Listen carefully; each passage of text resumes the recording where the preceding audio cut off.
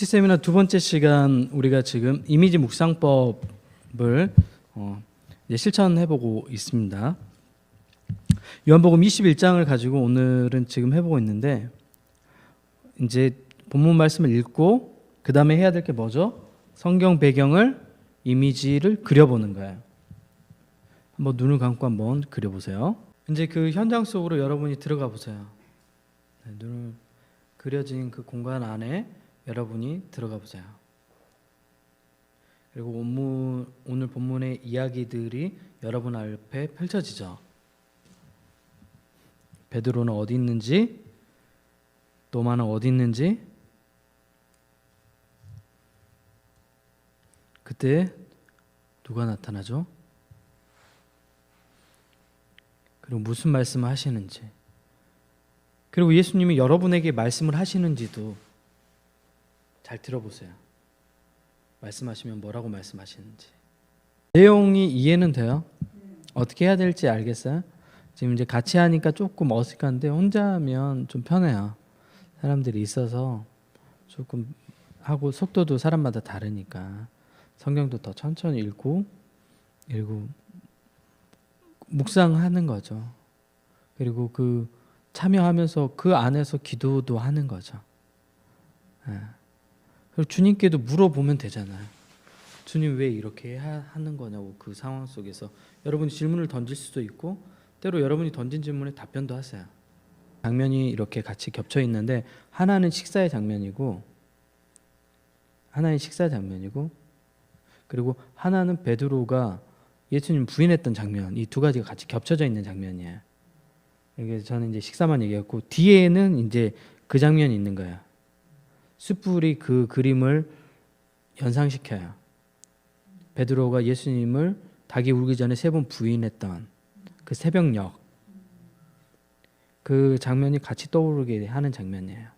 그리고 식사 장면은 예수님께서 최후의 만찬 때 제자들에게 하셨던 거, 지난번에 살펴봤죠. 발을 씻겨줬던 내용들, 그거랑 같이 겹쳐 있는 본문이에요. 이해됐죠? 조반 식사 이런 거는 굉장히 좋은 묵상을 한 거예요. 그런 것들을 한 거는. 다시 한번 볼게요. 그러면 이제 한번 여러분이 한 거하고 뭐가 다른지 한번 봐보세요.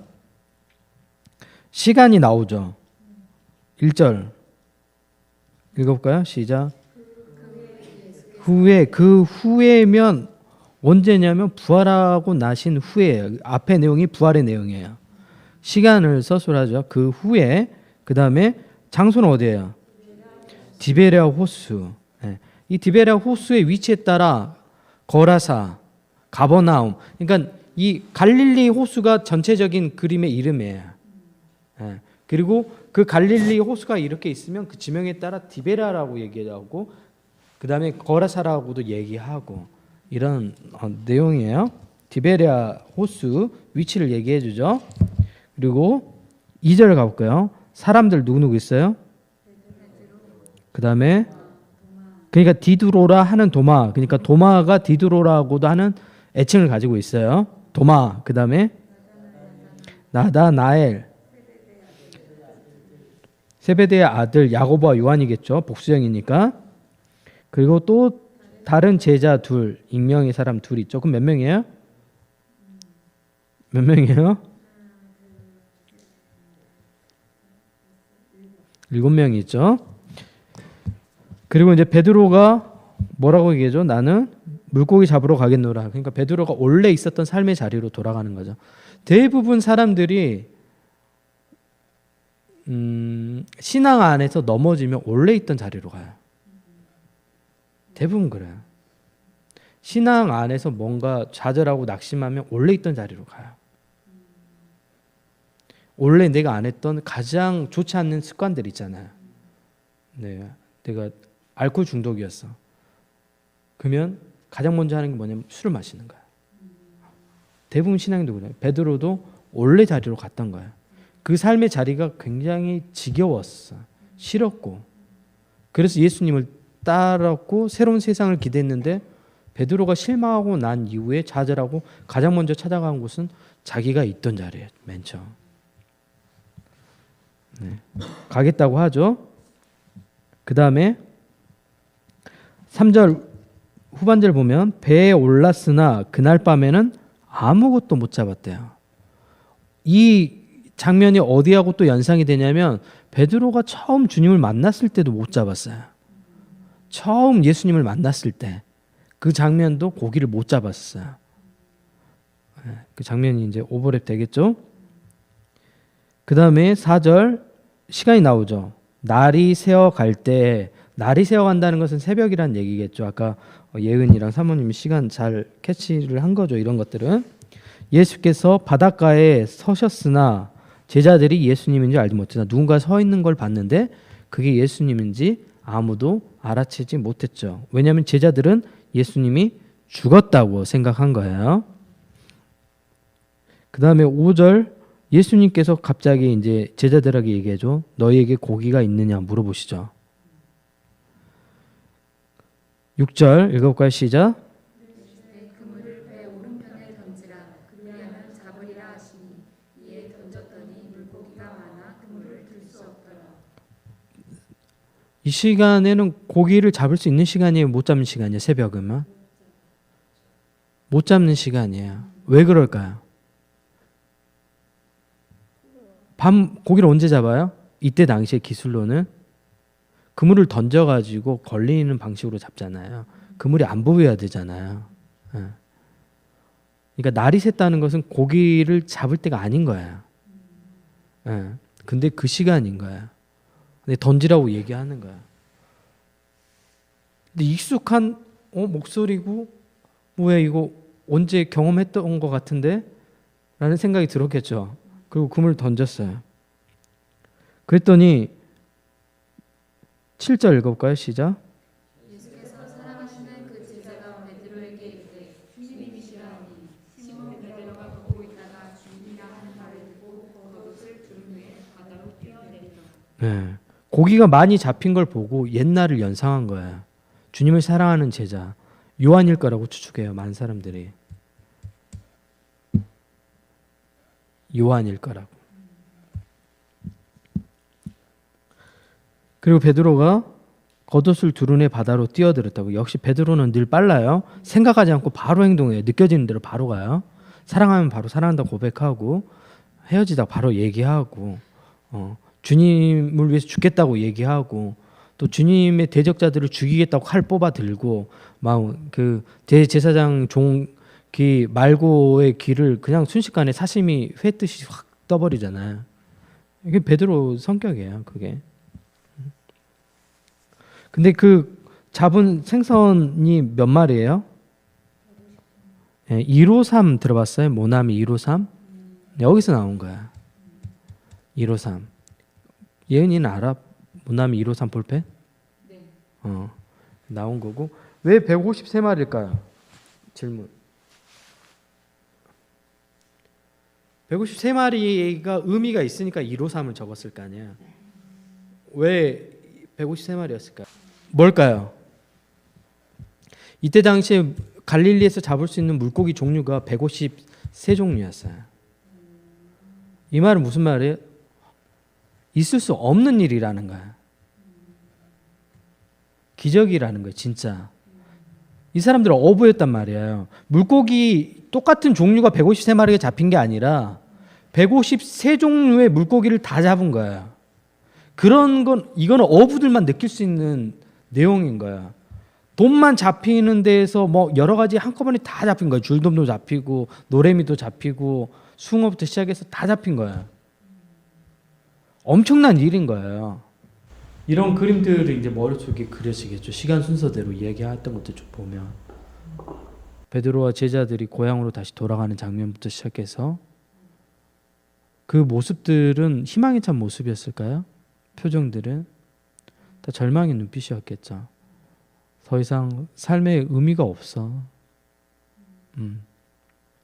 열정적으로 삶을 불태웠다가 하루아침에 망가진 삶이 다 된 거잖아요. 그냥 나는 고향으로 돌아갈래.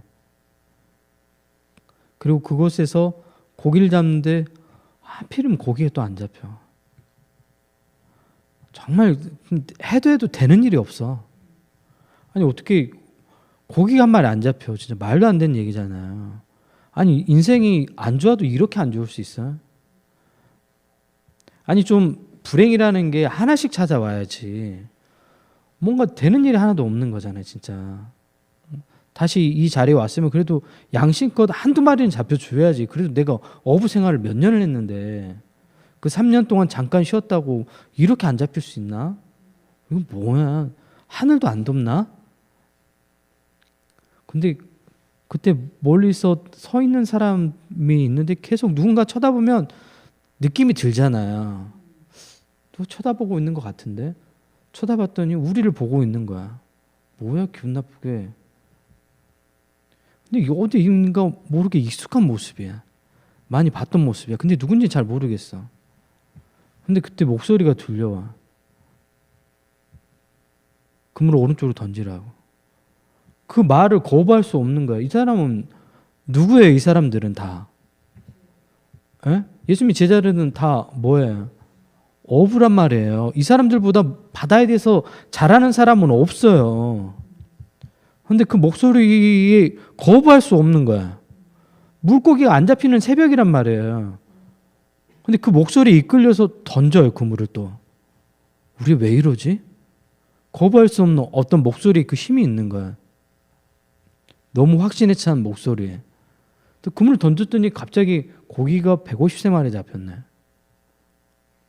그 상황을 보니까 이거는 불가능한 일을 하신 거고 옛날 생각이 떠오른 거야.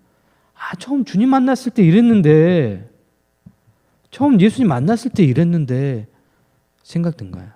근데 예수님이 우리 삶 가운데 이렇게 찾아오셔. 여러분이 절망하고 있었을 때 찾아왔을 때 이런 경우들이 있어요. 내가 처음 주님 만났을 때 그 기억이 날 때가 있어요. 내가 그때도 절망하고 있었는데, 나도 그때도 힘들어서 있었는데, 그때도 이랬었는데, 그리고 얘기하셔요. 그리고 이제 이 다음 장면에 보면 베드로에게 다시 사명을 맡겨요. 예수님 부인했잖아. 야, 너 양심 있냐 없냐? 진짜 너 사람이야? 야, 너 뭐 3년 동안 같이 너 진짜 인간도 아니야. 너는 진짜 너 수제자라면서 가장 앞서가지고 막 큰 뭔가 네 거는 다 챙겨놓고 네가 가장 먼저 배신하더라. 예수님이 이렇게 안 하시잖아요. 우리면 이렇게 했을 텐데 예수님께서 물어보잖아요. 너 아직 나 사랑하니? 베드로가 얘기하잖아요. 주님이 아신다고. 베드로가 가지고 있는 사랑은 너무 미미하다는 걸 자기가 안 거예요. 주님이 아신다고. 주님이 아신다고. 그랬더니 예수님께서 다시 사명을 주죠. 내 양을 치라. 먹이라. 그 장면하고 이제 연결이 되는 거죠. 그랬을 때 여러분이 옆에서 보고 느껴지는 점이 뭔지를 하면 그게 이미지 묵상법이 되는 거죠. 기도 마칠까요?